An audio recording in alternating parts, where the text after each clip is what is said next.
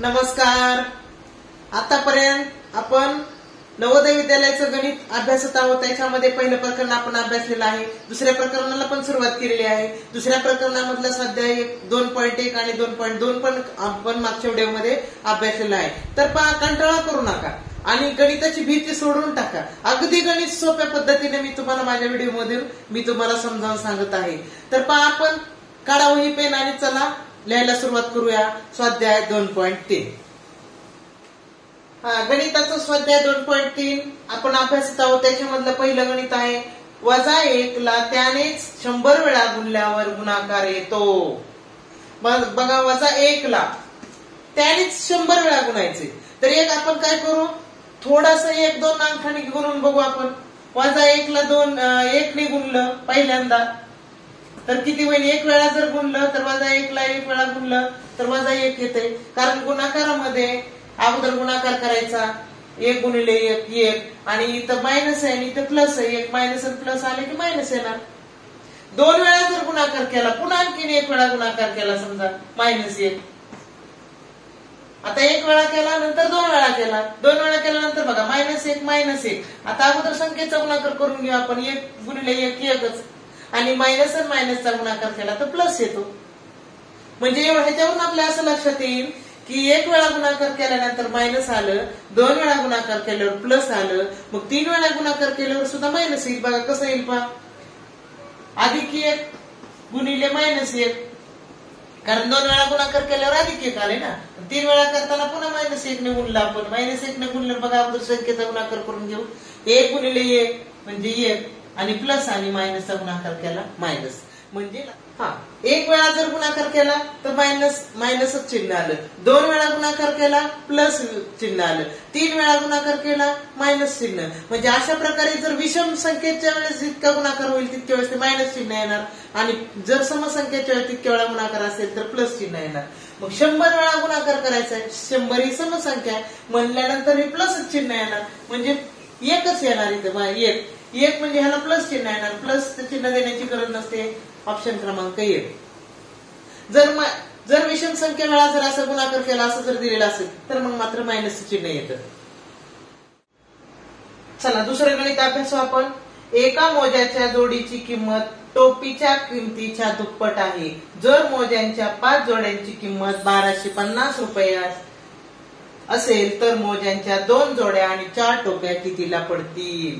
पहा, एका मोज्याच्या जोडीची किंमत टोपीच्या किमतीच्या दुप्पट आहे. म्हणजे टोपीची जेवढी किंमत आहे त्याच्या दुप्पट आहे मोज्याच्या जोड्याची किंमत. जर मोज्यांच्या 5 जोड्यांची किंमत जर 1250 असेल, बघा 5 जोड्या 1250 ला, तर आपल्याला काय काढायचं सांगितलंय? मोज्यांच्या 2 जोड्या आणि 4 टोप्या यांची किंमत कितीला पडेल. तर पहा, खूप सोपं गणित आहे आणि थोडस गणित जर नीट समजून घेतलं ना तर काही अवघड गणित नाहीये. तर पहा, मोज्यांच्या जोडीची किंमत टोपीच्या किमतीच्या दुप्पट आहे. म्हणजे टोपी जेवढ्याला असेल त्याच्या मोजे दुप्पट आहे आणि मोज्याच्या निमपट टोपी आहे. आता आपल्याला इथे 5 जोड्यांची मोज्यांची किंमत दिलेली आहे. 5 मोज्यांच्या जोड्यांची किंमत आहे 1250. 5ची मग एकाची किती म्हणल्यानंतर आपण त्याला काय करायचं? 5 ने भागायचं. 5 1 5, 5 2 10, उरले 2, 5 5 25, 0. म्हणजे 250 रुपये हे झाली एका जोड्याची किंमत, एका मोज्याच्या जोड्याची किंमत.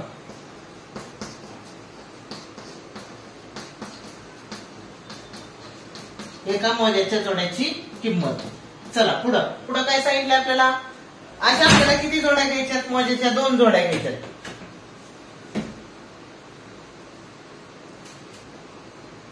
2 जोड्या आणि 4 टोप्या यांची किंमत किती विचारली. मग एका मोज्याच्या जोडीची किंमत आलेली आपल्याला 250. मग 2 जोड्याची आपल्याला माहिती, 2 जोड्याची काढायची म्हणजे गुणिले 2 करावं लागेल. 0 5 2 10, 0चा हात 4 1 4 आणि 5, म्हणजे 2 जोड्याची किंमत आली 500 रुपये. इकडे मांडू आपण 500 रुपये हे 2 जोड्याची किंमत मोज्याची. 2 जोड्या. आता आपल्याला आणखी काय विचारले? 4 टोप्या.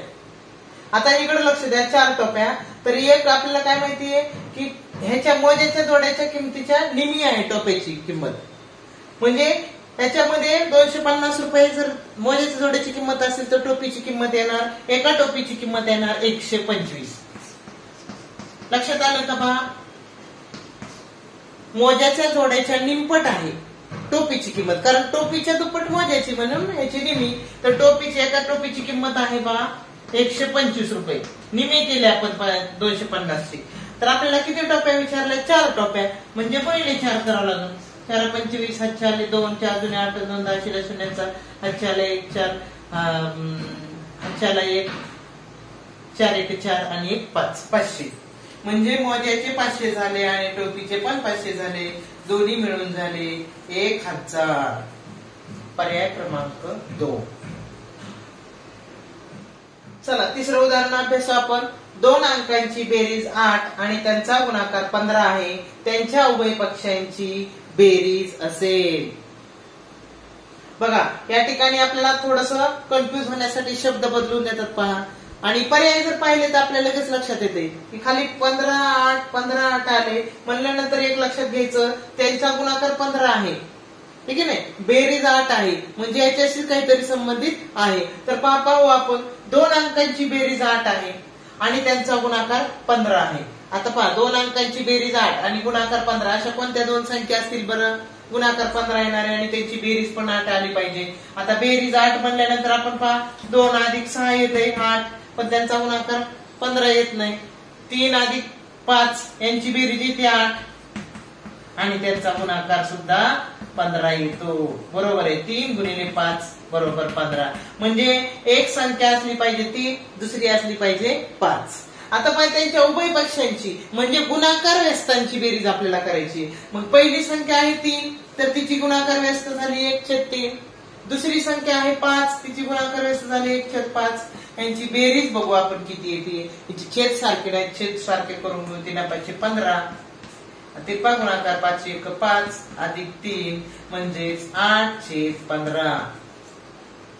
पर्याय क्रमांक 1. चला प्रश्न 4. एका परीक्षेत रमेशला गुरुदास पेक्षा 15 गुण जास्त मिळाले तर लीलाला त्याच परीक्षेत गुरुदास पेक्षा 7 गुण कमी मिळाले. जर त्यांना तिघांना मिळून 83 गुण मिळाले असतील तर गुरुदासला मिळालेले गुण शोधून काढा. शाब्दिक उदाहरण जर मोठं गणित दिसलं की विद्यार्थी तुम्ही घाबरून जाता, पण घाबरून न जाता एक छोट्या छोट्या वाक्याचा अर्थ समजून घेतला तर तुम्हाला गणित सोपं वाटेल. एका परीक्षेत रमेशला गुरुदास पेक्षा 15 गुण जास्त मिळाले तर लीलाला त्याच परीक्षेत गुरुदास पेक्षा 7 गुण कमी मिळाले. इथं लक्षात घ्या की गुरुदासची तुलना केलेली आहे. पहिल्या ह्याच्यामध्ये गुरुदासची तुलना केलेली आहे रमेश बरोबर. इथं म्हणलेले गुरुदास पेक्षा रमेशला पण जास्त गुण आहेत. इथं पण गुरुदासची तुलना केली कुणा बरोबर? लीला बरोबर. म्हणजे दोन्हीकडे गुरुदासची तुलना केलेली आहे. आपल्या अगोदर गुरुदासकडे त्याला किती गुण आहेत हे माहिती शोधून काढणं गरजेचं असतं. मग आपल्याला माहिती नाही गुरुदासकडे, तेच तर विचारले आपल्याला गुरुदासला किती गुण मिळाले. मग आपण काय करू? गुरुदासला मिळालेले गुण x मानू. गुरुदासला मिळालेले गुण x. आता पहा, आता नंतर आपण काढू सगळ्यांचे गुण. तर पहा असं मांडून घेतलं तर चालू शकतं आपल्याला. रमेश, गुरुदास आणि लीला असं मांडू आपण. म्हणजे आपल्याला प्रत्येकाचे गुण खाली मांडायला सोपं जाईल. आता पहा रमेशला, गुरुदासला आपण पाहिलं गुरुदासचे मिळालेले गुण x मानलेले आपण. आता रमेशला गुरुदास पेक्षा 15 गुण जास्त मिळाले. गुरुदास पेक्षा 15 गुण म्हणजे गुरुदासला जेवढे मिळालेत ना x त्याच्यापेक्षा जास्त म्हणजे अधिक 15. x अधिक 15 हे रमेशचे झाले. आणि लीलाला गुरुदास पेक्षा 7 गुण कमी मिळाले. कुणापेक्षा? गुरुदास पेक्षा. मग गुरुदासला किती आहे? x आहे. मग 7 गुण कमी म्हणजे -7. आता काय बघा, तिघांना मिळून 83 गुण मिळालेले असतील. तिघांना मिळून म्हणलं की तिघांच्या गुणांची बेरीज करायची. किती आली? 83.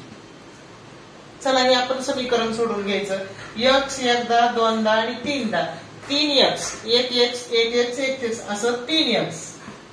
x ची बेरीज झाली 3x. आता राहिल्या संख्या 15. इथं अधिक 15, इथं -7 म्हणजे 15 मधून 7 गेले. मोठ्याचं चिन्ह अधिक, 15 ही मोठी संख्या त्याचं चिन्ह अधिक, आणि इथं -7 आहे म्हणजे 15 मधून 7 गेले, 8 राहिले बरोबर 83. आता पुढे मांडू बघा. 3x इकडं अधिक आहे बरोबरच्या अलीकडं पुढे गेल्यानंतर वजा करायचं 83 वजा 8. बरोबरच्या अलीकडची जी क्रिया त्याच्या विरुद्ध क्रिया पुढे करायची. x 3x बरोबर 83 मधून 8 गेले उरले, 3 मधून 8 गेले उरले 9 5 आणि इथं राहिला 7 आले 75. आता x ची किंमत काढू. x बरोबर 75 भागिले 3.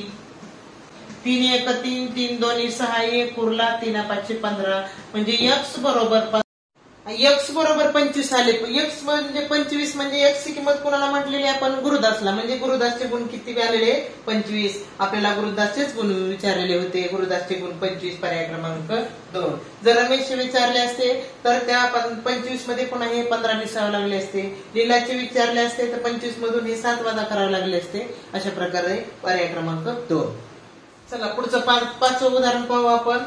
1836 ला 17 ने भागले असता येणारा भागाकार किती. तर भागाकार सोपी क्रिया आहे तरी सुद्धा थोडस चुकवण्यासाठी मुद्दाम दिलेला आहे. चला 5चं उदाहरण पाहू आपण. 1836 ला 17 ने भागले असता येणारा भागाकार किती. तर आपण प्रत्यक्ष भागून बघू. याला 1836 भागिले 17. आता 17 ने भागायचं. याला एक एक अंक घेऊन पाहायचं. कधी पण भागाकार जर चुकायचा असेल तर पहिल्यांदा एक एक अंक घ्या. 17 पेक्षा 1 लहान आहे भाग शून्याचा द्या. खाली पण शून्य घ्या. एकाला वरून घेतला 8 किती झाले खाली 18. आता 17च्या पाड्यात 18 येतात का बघायचं. 17 ने 17चा भाग 1 चा बसेल. 17 1 17. 18 मधून 17 गेले उरला 1. वरचे 3 खाली घ्या. परत 13 झाले. आता 17 ने काही 13 ला भाग जात नाही कारण 17 पेक्षा 13 लहान आहे म्हणून भाग शून्याचा द्या. भाग शून्याचा दिला. खाली शून्य मांडून वजाबाकी करा. 3 1 0. पुन्हा वरतून 6 आलेले खाली इथं मांडा. 136 झाले. 17चा पाडा मोजा. 17 8 36 असे.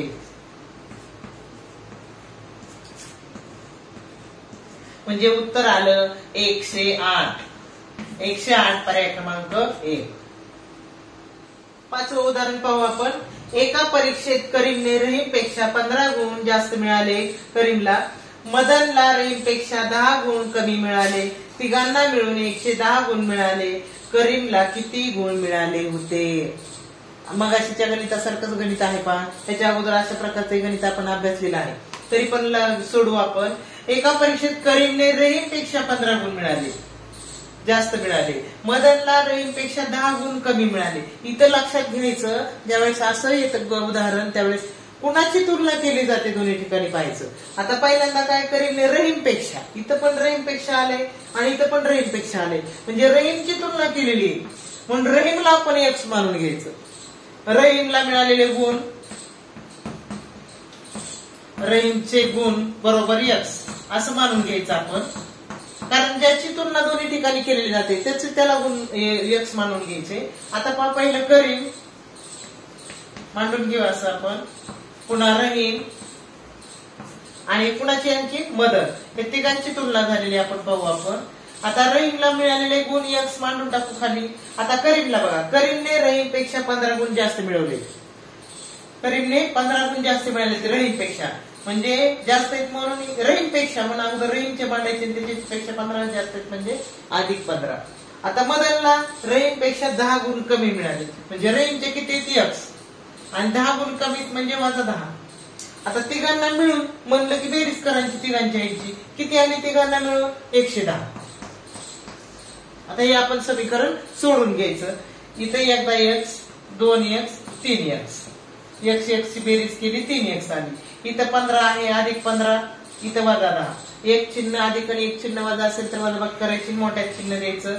मग इथं अधिक मोठी संख्या आहे 15 त्याचं चिन्ह दिलं अधिक. 15 मधून 10 गेले उरले 5 बरोबर 110. आता काय करायचं 3x इथं अधिक 5 अलीकडे अधिक आहे पुढे नेऊन काय करायचे ते वजा करायचे म्हणजे 110 वजा 5 म्हणजे 3x पुढे सोडू आपण. 3x बरोबर 110 मधून 5 गेले उरले 105. आता इथं x गुणिले 3 गुणिले x ला म्हणून आपण काय करायचं पुढे नेऊन बरोबरच्या पुढे यायचं आणि 3 काय करायचं इकडे गुणिले होतं म्हणून पुढे नेऊन भागिले करायचं. 3 त्रिक 9, 1 उरला 3 5 15 म्हणजे x बरोबर 35 आले बा. आता x आपण कुणाला म्हटलं होतं, कुणाचे गुण होते x, रहीमचे, म्हणून रहीमचे झाले 35. आता आपल्याला विचारले करीमला किती गुण मिळाले, म्हणजे करीमचे त्याच्यापेक्षा 15 गुण जास्त होते, म्हणजे 35 मध्ये 15 मिसळा, बरोबर आले 50. म्हणजे करीमचे गुण आले 50. पर्याय क्रमांक 4. 2.3 मधलं आपलं शेवटचं 7वं उदाहरण आपण या ठिकाणी पाहू. एका परीक्षेत जोसेफला अमित पेक्षा 8 गुण कमी पडले. कुमारला अमित पेक्षा 12 गुण जास्त मिळाले. सगळ्यांना मिळून त्यांना एकूण 205 गुण मिळाले. जोसेफला किती गुण आहेत? मागच्या उदाहरणासारखंच हे पण उदाहरण आहे बघा, खूप सोपं आहे. फक्त एक लक्षात घ्यायची की एक्स कुणाला म्हणायचं, तर एक्स गुण मानत असताना अगोदर कुणाची तुलना केली हे लक्षात घ्यायचं. इथे विचारले बघा जोसेफला अमित पेक्षा, आणि इथं सुद्धा अमित पेक्षाच म्हटलंय. मग अमितचे गुण आपण एक्स मानू. अमितचे गुण बरोबर एक्स.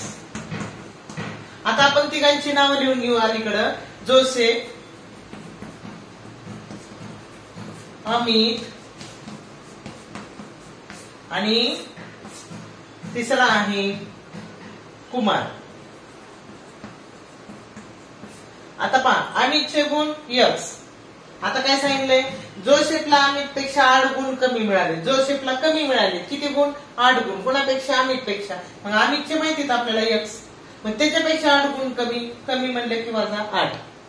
आणि कुमारला मात्र 12 गुण जास्त मिळालेत अमित पेक्षा, म्हणजे अमितचे एक्स आहे त्याच्यापेक्षा 12 गुण जास्त आहेत. 12 गुण म्हणल्यानंतर अधिक 12. आता यांचे मिळून म्हटलेले, मिळून म्हणले की तिघांची काय करायची? बेरीज करायची. किती? 205. तिघांची मिळून आपण काय करू, हे सूत्र सोडून घेऊ.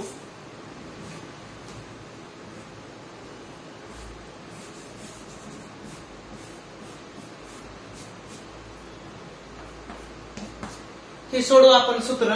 1x 1x असे 3 ठिकाणी x आहे म्हणजे 3x. आता पहा इथं वजा 8 अधिक 12. 1 अधिक 1 वजा असले की वजा बाकीची क्रिया करायची आणि मोठ्याचं चिन्ह द्यायचं. मोठी संख्या 12 आहे, 12ला प्लसचं चिन्ह म्हणून प्लसचं चिन्ह द्यायचं. मग 12 मधून 8 वजा करायचे. 12 मधून 8 गेले, उरले 4 बरोबर 205. आता इथं अधिक 4 आहे, पुढे लिहून वजा 4 करू. 3x बरोबर 205 वजा 4. आता पुढे सोडू. 3x बरोबर 201. आता इकडे x ला 3 गुणिले, पण पुढे नेऊन 3 भागिले करायचं. x बरोबर 201 भागिले 3. 3 6 18 उरले 2, 3 असं ते 21. म्हणजे x बरोबर 67. आपल्याला विचारलेत कुणाचे गुण? आता जोसेफला किती गुण मिळाले, म्हणजे जोसेफचे काढायचे. आता आपल्याला अमितचे माहित झाले. एक्स म्हणजे अमितचे गुण. अमितचे गुण किती झाले? 67. आता जोसेफला त्याच्यापेक्षा 8 गुण कमी मिळाले, म्हणजे 67 वजा 8 करायचे. 67 वजा 8 राहिले 59. पर्याय क्रमांक 3.